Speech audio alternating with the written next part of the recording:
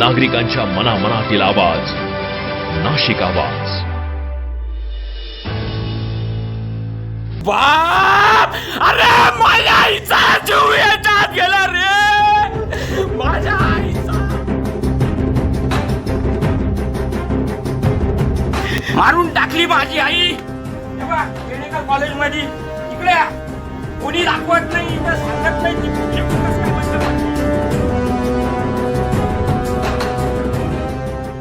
नाशिक हादरले. आटगाव मेडिकल कॉलेजमध्ये लिफ्ट कोसळली, महिला गंभीर जखमी.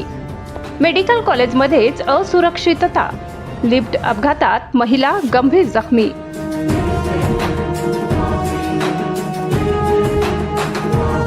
नाशिकच्या आटगाव परिसरातील नामांकित मेडिकल कॉलेजमध्ये आज काळजाचा थरकाप उडविणारी घटना घडली. कॉलेजच्या इमारतीमधील लिफ्ट अचानक कोसळल्याने एक महिला गंभीर जखमी झाली आहे.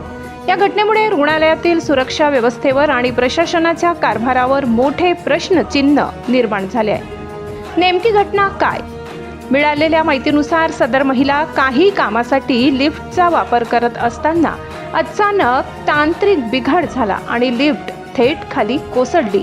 या भीषण अपघातात महिलेला गंभीर दुखापत झाली असून तिच्यावर सध्या त्याच रुग्णालयातील अतिदक्षता विभागात उपचार सुरू आहेत.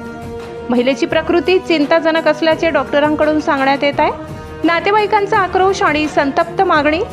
घटनेची माहिती मिळताच महिलेच्या मुलांनी आणि नातेवाईकांनी रुग्णालयात धाव घेतली. आपल्या आईची अवस्था पाहून मुलांनी एकच हंबरडा फोडला, ज्यामुळे उपस्थित असलेल्या प्रत्येकाचे डोळे पाणावले. प्रशासनाच्या हलगर्जीपणामुळेच हा अपघात झालाय असा आरोप करत नातेवाईकांनी रुग्णालयात जोरदार निदर्शने केली. नातेवाईकांच्या प्रमुख मागण्या: सीसीटीव्ही फुटेज घटना नेमकी कशी घडली हे स्पष्ट होण्यासाठी तातडीने सीसीटीव्ही फुटेज देण्यात यावे. दोषींवर कारवाई. लिफ्टच्या देखभालीकडे दुर्लक्ष करणाऱ्या प्रशासकीय अधिकारी आणि कंत्राटदारावर कडक कारवाई व्हावी.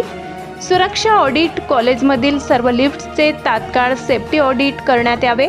अशा मोठ्या मेडिकल कॉलेजमध्ये जर लिफ्ट सुरक्षित नसतील तर सामान्यांनी कोणावर विश्वास ठेवायचा? प्रशासनाने या घटनेची जबाबदारी स्वीकारून दोषींना निलंबित करावे. संतप्त नातेवाईक. सध्या परिसरात तणावाचे वातावरण असून पोलीस या प्रकरणाचा अधिक तपास करत आहेत. प्रशासन यावर काय भूमिका घेते याकडे सर्वांचे लक्ष लागले आहे.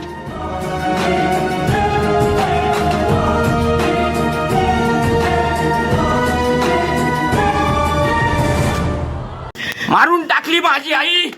तेव्हा मेडिकल कॉलेज मध्ये इकडे कोणी दाखवत नाही, इथं सांगत नाही. ती लिफ्ट कस काय बंद पडली, माझ्या आईच्या तोंडातून रक्त निघालं, हे कोणीच बोलत नाही. इथली मॅनेजमेंट काहीच बोलून नाही राहिलं. माझी आई चांगली होती.